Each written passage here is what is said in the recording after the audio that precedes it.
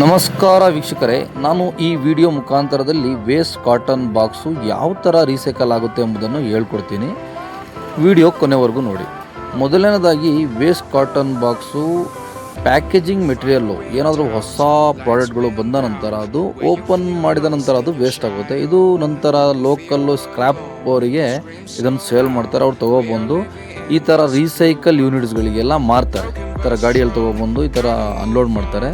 ಅವರು ಇದನ್ನು ಒಂದು ಕಡೆ ಎಲ್ಲನೂ ಸೇರಿಸ್ಕೊತಾರೆ, ಒಂದು ಕಡೆ ಸೆಗ್ರಿಗೇಷನ್ ಮಾಡಿ ಎಲ್ಲ ಕಡೆ ಜೋಡಿಸ್ಕೊಂಡು ನಂತರ ಇದಕ್ಕೆ ಒಂದು ಬೇಲರ್ ಮಿಷಿನ್ ಅಂತ ಬರುತ್ತೆ ಗೆಳೆಯರೆ. ಬೇಲರ್ ಮಿಷಿನಲ್ಲಿ ಇದನ್ನು ಹಾಕಿ ಬಂಡಲ್ ಮಾಡ್ತಾರೆ. ಯಾವ ಥರ ಬಂಡಲ್ ಮಾಡ್ತಾರೆ ಅಂತ ನೋಡಿ. ಈ ಥರ ಒಂದು ಬೇಲರ್ ಮಿಷಿನ್ ಇದೆ. ಬೇಲರ್ ಮಿಷಿನ್ ಮುಖಾಂತರ ಹೋಗಿ ಅದು ಬಂಡಲ್ ಆಗಿ ಪರಿವರ್ತನೆಗೊಂಡು ವಾಪಸ್ ಬರುತ್ತೆ. ಯಾಕಂದರೆ ಅದು ಟ್ರಾನ್ಸ್ಪೋರ್ಟೇಷನಿಗೆ ಒಂದು ಈಸಿ ಆಗ್ಬೋದು ಅನ್ನೋ ಕಾರಣಕ್ಕೆ ಇದು ಮಿಷಿನ್ ಮಾಡಿದ್ದಾರೆ. ನಂತರ ಇದು ಪೇಪರ್ ಮಿಲ್ಸ್ಗೆಲ್ಲ ಹೋಗಿ ರೀಸೈಕಲ್ ಆಗೋದು. ಇದು ಎರಡನೇ ಪ್ರೋಸೆಸ್. ಅದು ಇನ್ನೊಂದು ಸರಿ ತಿಳಿಸ್ಕೊಡ್ತೀನಿ.